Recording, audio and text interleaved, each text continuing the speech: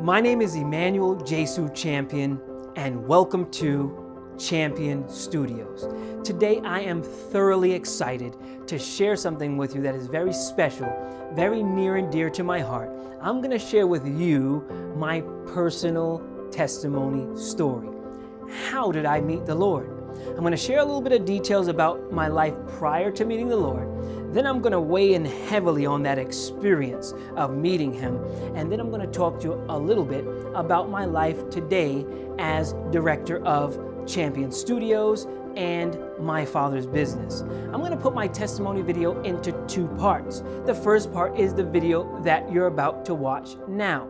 This will be for a general audience, men, women, and children. And the second part, in a separate video, will be a question and answer format that will talk about some of the details that were left out of this testimony video. Why am I putting it in two parts? Well, for this first video, I want everybody to watch it. The second video is going to be a little bit more gruesome, a little bit more raw, and it will detail some of the struggles, the trials that I personally had to go through when meeting the Lord and how I overcame them through Christ.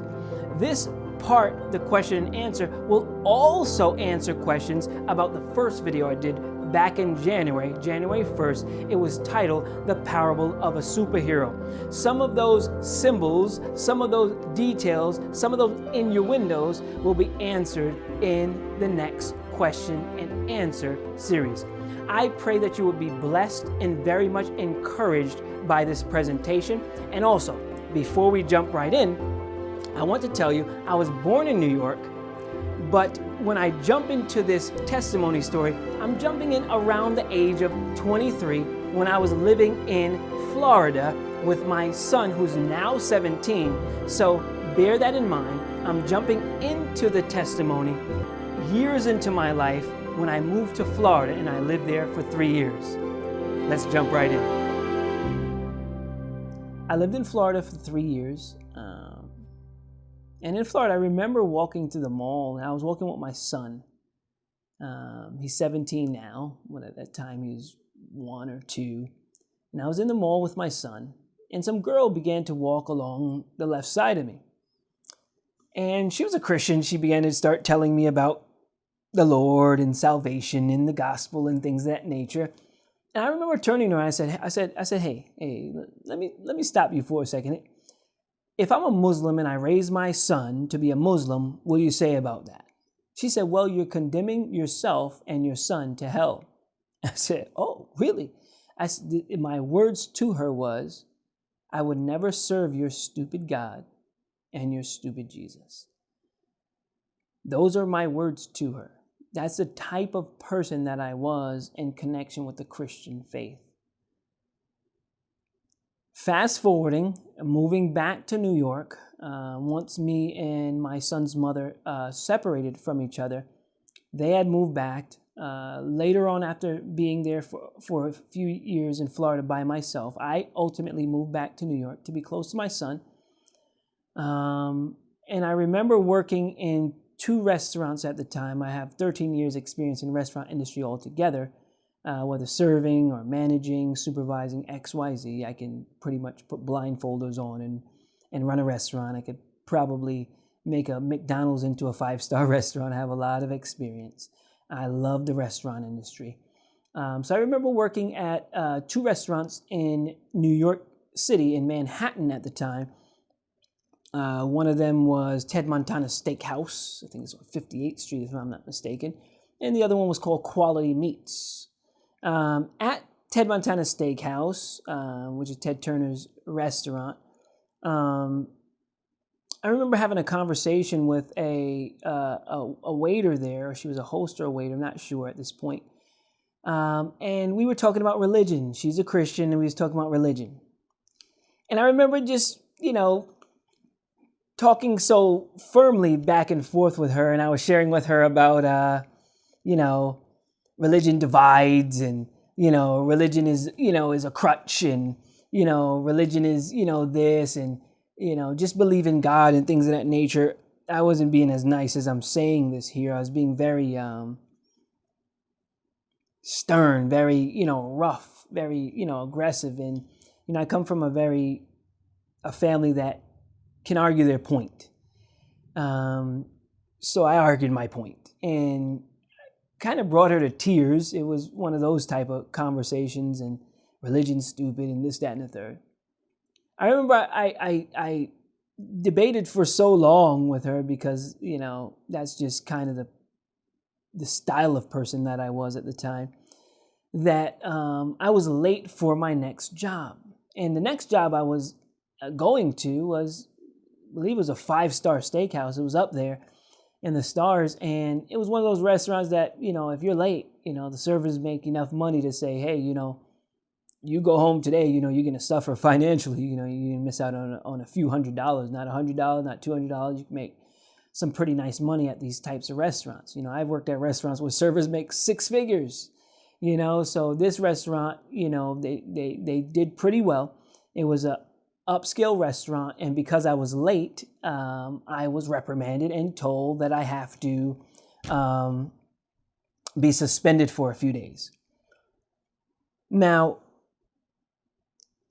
as I was leaving the restaurant, someone was coming down the stairs. Her name is Tiwa Savage. You might know her or have heard of her. Today, she's very famous. I would say she's like a Beyonce in Nigeria, in Africa. Very well known, even known in the States here as well. Very popular celebrity, rich. And at that time, we worked together. I think she was signed to Sony record label at that time. It wasn't her own deal, but she was, I think she was in a writing contract, a writing deal. And she was, singing backup for different artists and things of that nature, and helping certain artists write their albums and things of that nature, ghostwriting. So she's coming down the stairs, and she invites me to church that Sunday. So I say, Tiwa, in my head, I'm like, so I'm just arguing with this girl at the other restaurant about religion and Christianity and stuff. And then I come over to this restaurant, get suspended. I'm supposed to be working Sunday, but I'm suspended. So now I'm not going to work Sunday. And what are the odds that Tiwa Savage is coming down the stairs and she says, I want to invite you to church on Sunday. So me being worldly, Tiwa was in the church at that time. She was in the choir at the church she's inviting me to and things of that nature. I said, Tiwa, listen, you come with me to the bar tonight, and I'll go with you to church on Sunday. How's that? Let's make a deal. And, that was me, living in the world, doing what people in the world do. And that was part of my spiel, my game. She came to the bar with me that night. I remember drinking, and she didn't drink and things of that nature. And I held my side of the deal. She held her side of the deal. I held my side of the deal. And I went to church with her on that Sunday. Now, when I go to church, we're sitting in this big cathedral church. It's Brooklyn Tabernacle Church. You've probably heard of them. Very famous choir. They have record deal and things of that nature. They sing wonderful music. When I first got there, when we sat down that day, I just remember sitting in this big cathedral church with hundreds of people in the congregation, thousands of people, I would say almost. It's a huge congregation. Big building, cathedral church with like 3 rows or balconies and stuff like that. Just a big church. You can get the idea. So the pastor's preaching. At the end, when the pastor's done preaching, he does an altar call where he calls people to want to give their life to the Lord. So I'm looking around, I'm looking at all of these people going down from the balconies, going down to the front to confess their life, consecrate themselves, rededicate themselves, all this type of stuff. And I'm like, I turn to T and I'm like, look at all of these fools. Like, what are they doing? Like, you know what, Tiwa? I'm going to go down there too. I'm going to go get Jesus too. And I'm playing, I'm joking, I'm jesting. But I get out of my seat, just being a boastful, prideful show off, just being silly, being jokey. I was a big jester, a person who jokes a lot type of person. So I went all the way down the balcony, down the steps, down to the front, all the way there.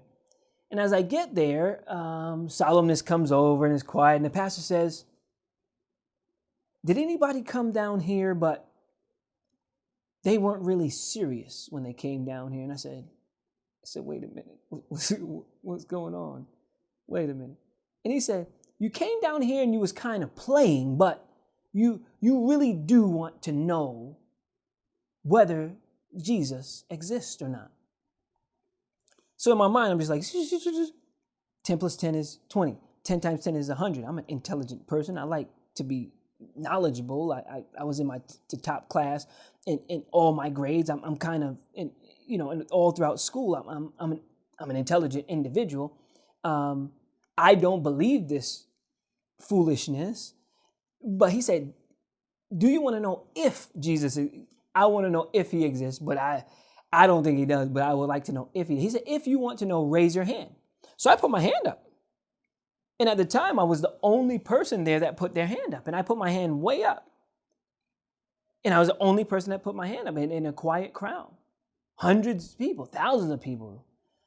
And I remember just putting my hand up and acknowledging that I want to know if Jesus exists, if this is real, if this is something that's true. I went home that day. And for those watching, brothers and sisters, people who don't know the Lord today, people who do know the Lord today, for that, when I went home that day, for 7 days straight, I could not stop crying. I remember just getting flashes of the Messiah crucified and just the impression of what he did for me. And mind you, I had never read the Bible up until that point. I never read a page of the Bible up until that point. Never. But I just couldn't stop crying. But I had work to go to. So I remember I would wipe my eyes and I would get dressed and I would get on the train and I would be so just distraught. And I remember one time I was on the train, I was looking outside the window, it was the J train. And I was looking outside the window and I had called a friend.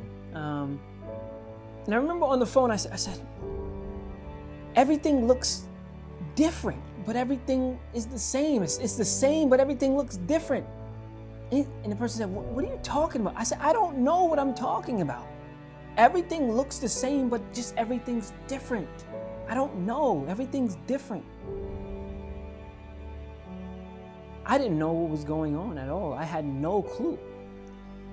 I remember coming home that day and I called up a girl that I had intimate relationship with outside of marriage, as men do in the world, as women do in the world, as the world promotes. And I remember calling her and I said, you coming over tonight? And she said, I don't know if I'll come over. I said, listen, if you don't come over tonight, I don't know if I'm ever going to let you come over again. She said, what are you talking about? I said, I don't know what I'm talking about. I don't know what I'm talking about. But if you don't come over tonight, I don't think I'm ever going to let you come over again. And I wasn't doing that to try to get her to come over, to spit game, as they say. No, I was doing that because I didn't know what was going on. And those were the words that were just coming out of my mouth. I'm listening to myself like, what did you just tell this girl? Yeah. So I'm get off the phone and I'm just crying and I'm just like, what is going on? So I start to investigate what's going on and I go to YouTube and I just want to, I raise my hand in church and something happened to me. I don't know. And a sermon pops up. It was by a pastor named Pastor Paul Washer, a Southern Baptist pastor. And that was the first sermon I heard ever from a pastor named Paul Washer. And the sermon title was Regeneration. He was going to speak to me about what it means to be regenerated. So I click on a video and he's going through it and he's talking about a pig and you set it loose in a room and there's a plate of dinner on one side and there's slob and nasty gunk and maggots on the other side. Says, where the pig gonna go? The pig's gonna go to the gunk and stuff like that. Now the pig turns into a man. What happens to the man? The man vomits because there's certain things a man can't digest that a pig can digest. And the man wants this. And if you don't have a new relationship with sin, you don't have a new relationship with God and the caterpillar, the butterfly, and all this type of stuff. And I'm like, whoa. Regeneration, being born again? This is what happened to me? And I realized from that sermon that day that I had been born again. Now, everybody doesn't have this type of experience that I'm sharing. But in the book of Acts, there's an individual that has this similar experience. And his name is Paul. His name was Saul. He was on a road to Damascus persecuting Christians, playing a part in killing Christians. And on the road to Damascus, Jesus met him and blinded him, knocked him off his horse, and changed his life. And within a matter of days, he was a different person, completely different. From a murderer of the Christians to a Christian, a defender of the faith. And I realized that had happened to me. And when I realized that had happened to me and I was crying and seeing the images of Christ crucified and things of that nature, I remember telling God, no, I don't accept. I don't accept that you sent Christ to die for me. I don't accept it. I don't think that I deserve it. I don't think you should have did that. You didn't consult me. And if you consulted me, I would have told you, no, let Christ stay on his throne. Don't send him to die for me. And God dealt with me very plainly in that season. And I remember him speaking to me a few words that I typed down on the computer. And I have it typed still, and maybe I'll share it in part of this testimony. I'll revisit this part. But I say this to you to say that God dealt with me, and he made it plain to me that I am not to tell him what to do, and his mercy towards me and his love towards me is something that I cannot control. His love for me is something that he does. And while I was yet a sinner, he sent Christ to die for me because he chose to, and he exercised his sovereignty, his power, his will in the situation, his love upon my life. There was one day I was walking through the trains, and I don't remember why I had not seen that girl that I had argued with originally at the first restaurant before Tiwa Savage invited me to church. I don't know whether I've lost that job or whatever have you, but for some reason I didn't see that girl for a good 2 months. And I remember walking on the train, not on the train itself, but walking along the train platform. And I'm just walking, about to get on the train, but I'm just, in my Christian experience, having a good time, just elated about what's happened to me and things of that nature.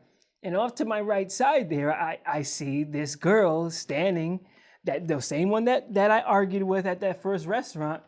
And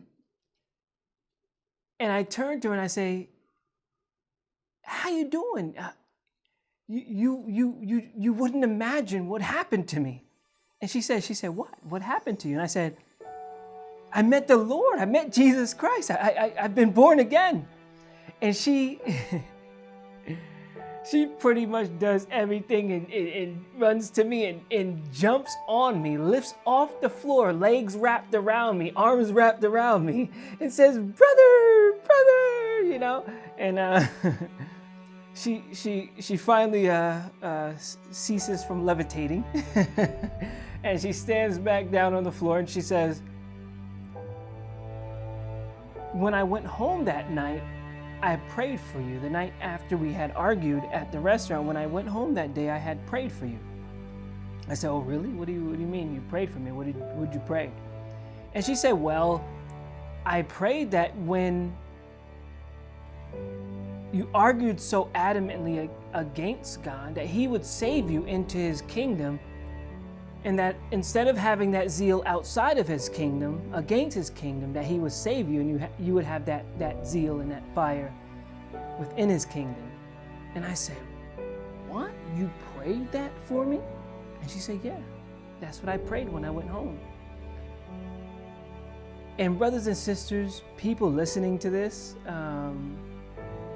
that is the day that I recognize how powerful prayer really is. Those people watching, and maybe you've been praying for a loved one, you've been praying for a family member. I don't know too many people who were as stubborn as I was. So when I share the gospel with folk, I know who I was. I know that I used to be a slanderer of the very God and the Son of God in which I serve today. And that it was by this young lady's prayer that caused the Almighty God to make movements and efforts in my life that brought me to salvation. When I realized what happened to me, it was dramatic. It blew me away. It really did. Brothers and sisters, those listening to this, when I realized what happened to me,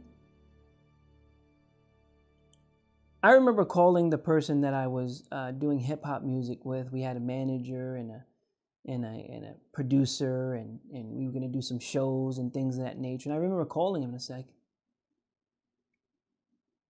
I'm not doing no more of the demo album. I'm not doing any shows. I'm not rapping anymore.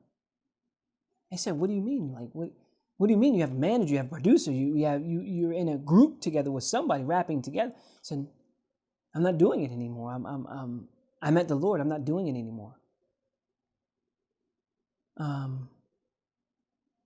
Radical conversion. A month later, I found myself applying for seminary school. And I was looking for anything. I just wanted to go to seminary school. I want to be a pastor. I want to tell people about the Lord. How do you tell people about the Lord? Oh, pastors talk about the Lord. I want to be a preacher. I want to be a pastor. I want to tell people about the Lord. I need to go to seminary school. I signed up for Nyack Community College. And I remember going to Nyack Community College about a month later after that. So 2 months into my conversion, I was at Nyack Community College. And the teacher began to teach some doctrines that were not true. And I knew some scripture by then, and I knew that these doctrines weren't true. Maybe I should backtrack to say what kind of happened the second week. After my conversion, I remember that second week when I realized what happened to me after watching Paul Washer's sermon. I remember contacting my friend from high school. His name's Richard Farrow. I smile because that's a very special person to me. He was my best friend in high school. If you've seen Richard, you've seen me. If you've seen me, you've seen Richard. It was me, him, and another one of our good friends, Richie Rodriguez. Us three and Timothy, David. But if you've seen Richard, you've seen me. And if you've seen me, you've seen Richard. And Richie was with us as well. And I called Richard, and the reason why I called him is because when I was in school, he used to always talk to me about Seventh-day Adventists and Sabbath and things of that nature. So when I found the Lord, I said, let me call Richard and let me talk to this brother. Let him know what happened over here with me. So when I called him, I picked up the phone and he picked up the phone. And I said, Richard. He said, what's going on? I said, in 1 billion years, I'm going to see you. He said, what you talking about? What you talking about, E? I said, in 1 billion years after that, I'm going to see you, Richard. He said, what you talking about? I said, eternal life, Richard. What you mean what I'm talking about? I met the Lord, Richard. So we had that conversation for a while. He basically says, man, you crazy, brother. You crazy. I said, Rich, when I was going to school, you was talking about some Seventh-day Adventists. What's this all about? What is this all about? Sabbath, Seventh-day Adventists, all this type of stuff. He said, listen, man, you crazy. And there's a Bible study happening Friday night. Why don't you come and join for that Bible study? And there's a person just as crazy as you that's going to be there. And maybe you and him could connect and share some things. And he could talk to you a little bit more about, some of the things that you're asking me. So I go there that Friday night and I enter into a room in Brooklyn and a brother named Brother Jadiel Newman. Special brother. Still know him today. That's my brother. That's my brother. That day I was sitting there. It's the first day I met him. I was sitting there, and he's having he's having a Bible study in regard to, I think the first Bible study that I came in there was in regard to jewelry. And at that time I had my chains on, my bracelets, my rings, and things of that nature. And he's having a Bible study about jewelry, and he's going through it, and, Lord, remove the jewelry, the Hebrews, stand at third, chaste, meek, and all this type of stuff that was going on. And maybe an hour into the study, they turn over to me, and my chains are off my neck on the floor. I just have them just between my feet, and he's like, yeah, everything okay? And so I was like, yo, brother, keep going. Keep going with that study, brother. Keep going with that study, brother. So he keeps going and stuff. A few minutes later, he turns around, my jewelry, my bracelets, my rings are all on the floor. He said, you keep going, brother, keep going, keep going. A few minutes later, I got my stuff in my hand. I'm about to drop it outside the balcony down the alleyway from, floors up in these Brooklyn apartments, about to drop it outside because I'm done with this jewelry. I'm done with this pride. I'm done with this stuff. And they're like, no, man, you don't got to go that far. You can sell it and stuff. I said, sell it? How can I sell this thing? I don't want nobody else to have this type of stuff and stuff like that. We got to get rid of this stuff, one of those type of people. We soon had a study about the Sabbath. And the Sabbath was shared very plainly. It's very clear from the scriptures. And from that second week of my conversion, I remember inviting Jadiel and another brother Ian, another one of my wonderful brothers at the time and friend. I remember having that study about the Sabbath and then inviting them to come to church with me at Brooklyn Tabernacle. They obliged. And they came and they came to Sunday church and they bore with it and things of that nature for the sake of me. But from that very week, I kept Sabbath ever since, even up until today. This is now 14, going on 15 years later. And it was from that beginning stages of my conversion experience where I came in contact with these truths, with these individuals that were sharing with me. So now fast forward to Nyack College, where I was sitting in the classroom, and the teacher there, the professor there, begins this, one of the doctrines he begins to teach about, you can do whatever you want to do on the Sabbath, and God's not that way, and things of that nature. And I'm like, wait a minute, no. So I took my books up, stood up, went outside the classroom, went to the office there, and I said, listen, I withdraw. I said, why? What's going on? And stuff. I said, one of your professors is teaching false doctrine. And I'm not paying $8,000 a semester to learn the devil's doctrine. I'm sorry. I'm out of here. I'm sorry. That's the type of person that I was at the time. So I left that school, and this is now 2 months in at that school. Now leaving that school, I'm still 2 months in, new convert. And I'm riding the trains and the buses, and I just get this, I just got to tell somebody about Jesus. I got to do more. I'm not going to seminary school. I got to do more here.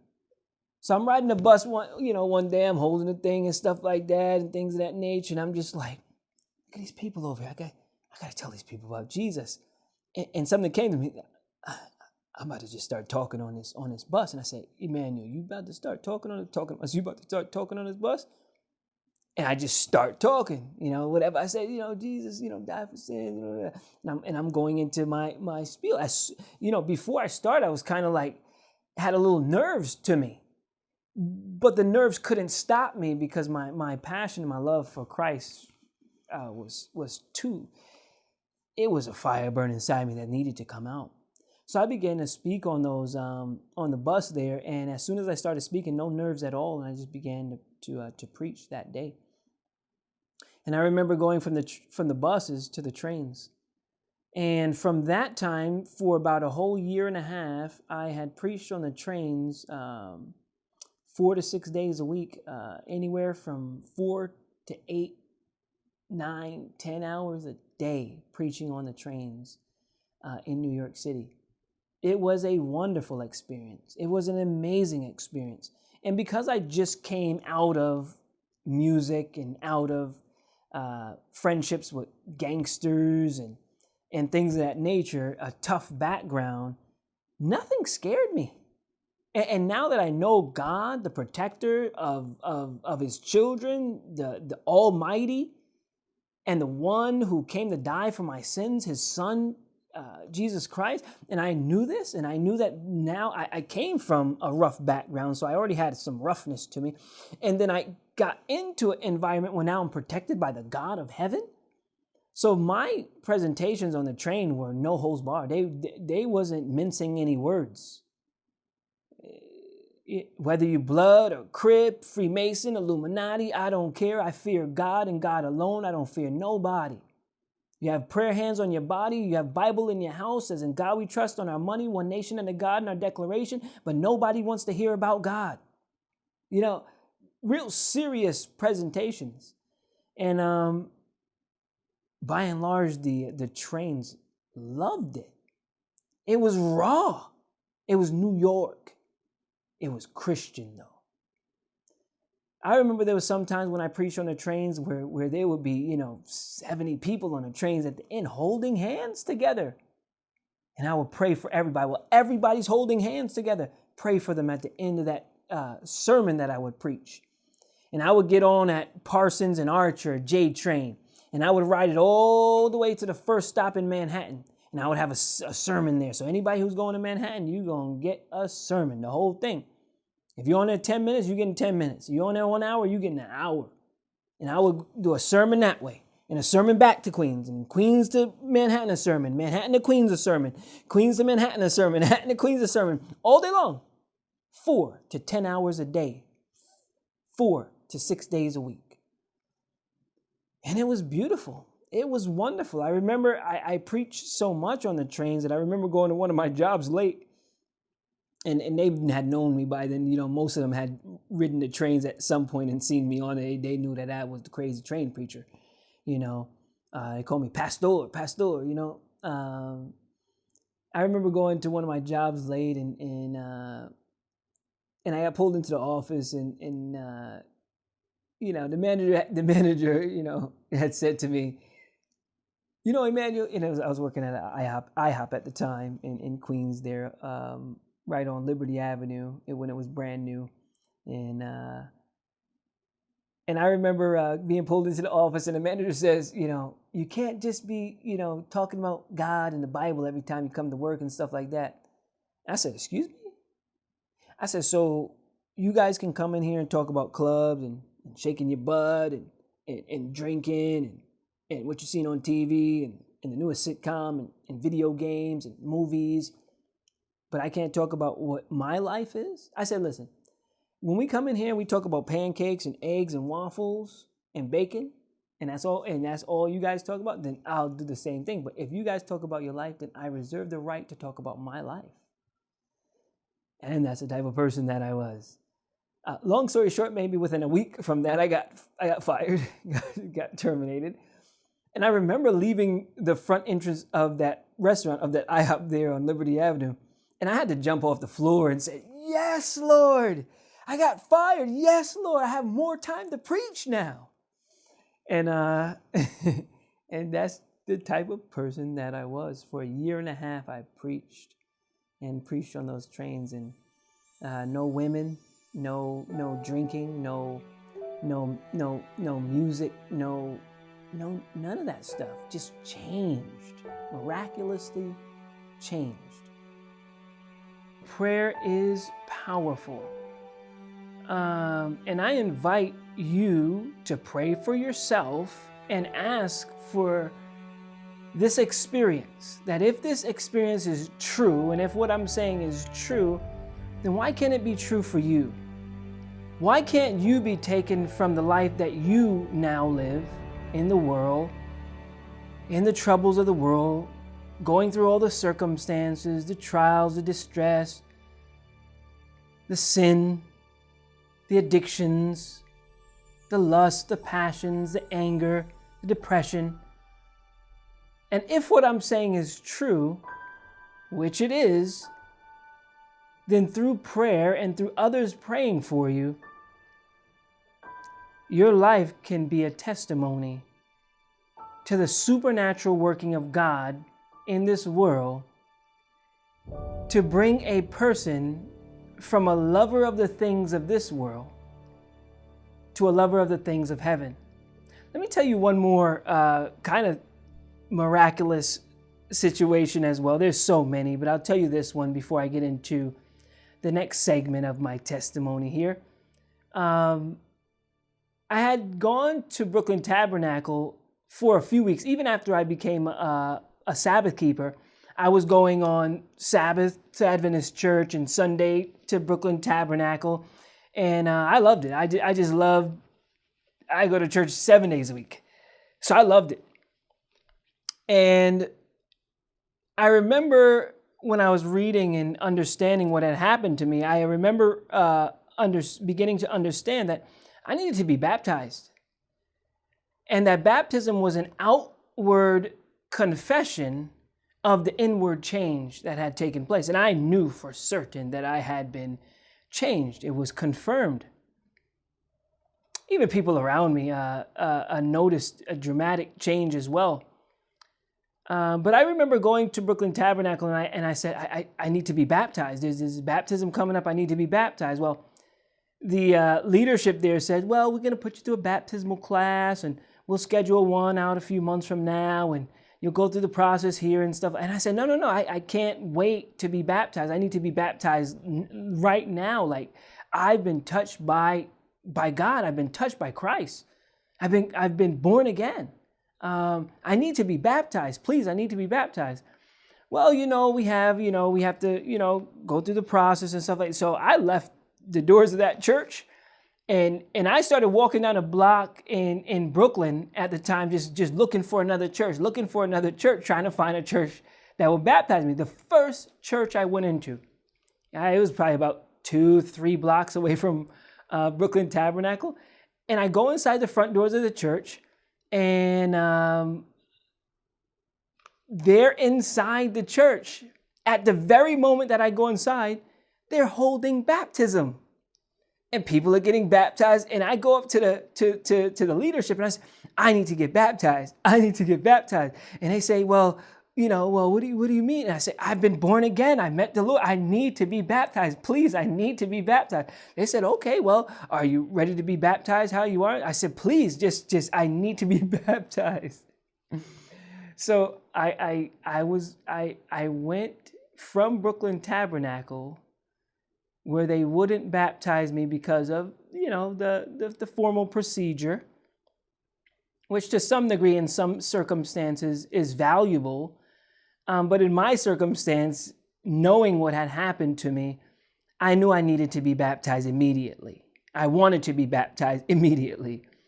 And walking down the block to the very first church that I found, and they were holding a baptism, it just shows this tender, providential love of God to be so interested in the details of his children's lives.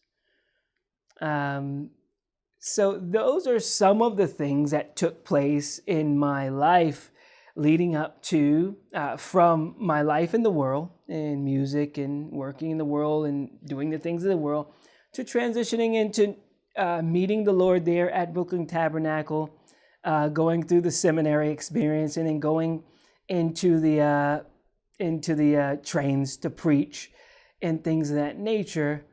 And during that whole year and a half, I did nothing pretty much except cry, have Bible studies daily.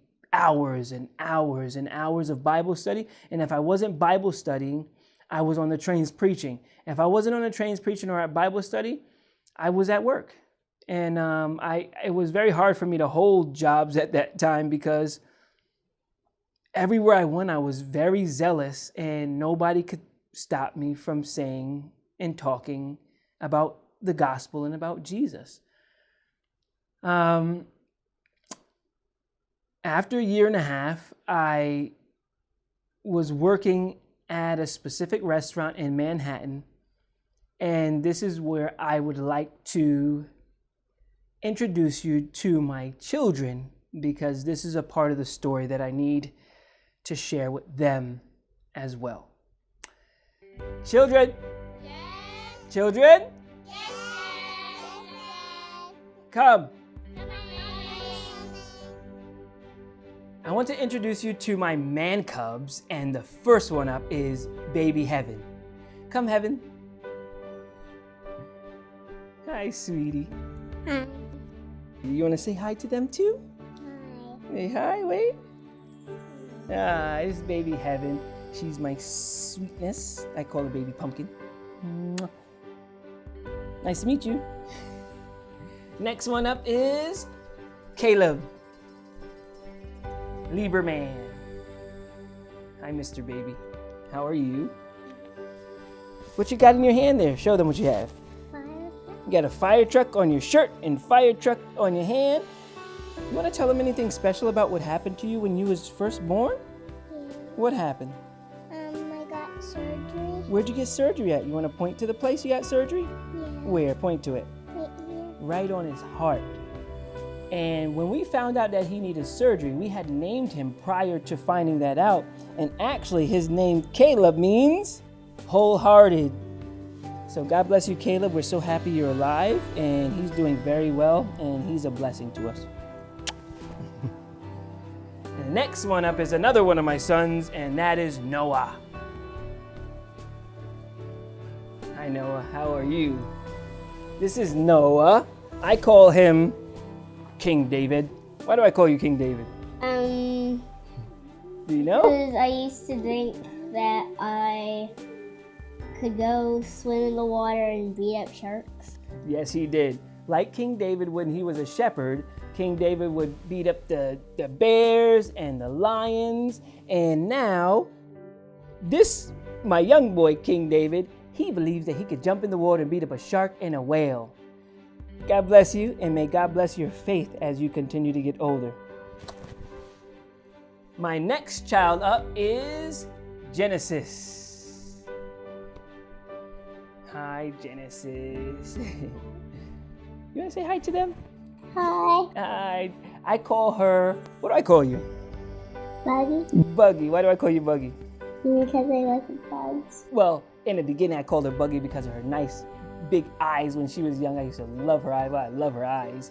But as she got older, she actually lived up to her name, and she loves bugs. What's your favorite bug? She's a little shy, don't worry. What's your favorite bug? The assassin bug. Assassin bug is her favorite bug. Yesterday she was picking up, was that assassin bug or stink bug you had in your hand? It was assassin. Assassin bug, yeah. And what are some other ones of your favorite bugs? A ladybug. Ladybug. Are there any bugs that are there any bugs that you're afraid of? No. She loves she'll pick up spider and everything, snake, everything. She'll pet bees, right? You remember you was petting the bees? What happened when you were trying to pet the bees? Stung. And did you try to pet them again after that? Love you, Buggy. Oh, yes, before she goes, this is also the little girl that was in the beginning of the LOUDCRY media video, Little Lamb. She was at the end of it singing, sitting in the chair, I love you, Lord. Was it I love you, Lord? Yeah, she was singing I love you, Lord. This is her 7-8 years later, Jen Buggy. Thank you, baby. Mwah. And my last one that's here is Christian. Man Cubs. This is Christian. He's my soldier now. This is the one who was in the beginning of the Little Lamb video. And what were you talking to them about? Seed. The seed. First you get the seed, and then you dig a tiny hole, and then what? Cover it. Then you put water on it. This is him 7, 8 years later, and what a blessing he is. He's a great help, and may God bless you, son. Love you. All right, and those are my man cubs. Children, why don't you guys have a seat? And I want to share something with you all. As a matter of fact, would you guys like to go and take a trip? Yeah! Where are we going? Well, children, I would like to tell you a story, and it all began at this restaurant right here. Yeah, this is where I met her. And I'm so happy that I did, because I have you guys. Have fun, my babies. Run free, little lambs. On your mark, get set, go.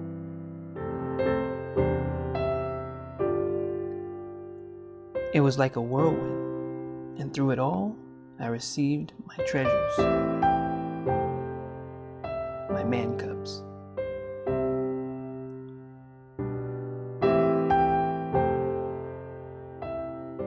Walk with me. I want to show you all something. I remember walking with her through this underpass. I remember it like it was yesterday. That's why I'm so happy you are all here with me today. And in my joy, I lifted her up into my arms and spun her around. May God bless you, children. Almost time to go home. On your mark, get set, go. Run, babies. Let's get out of this city.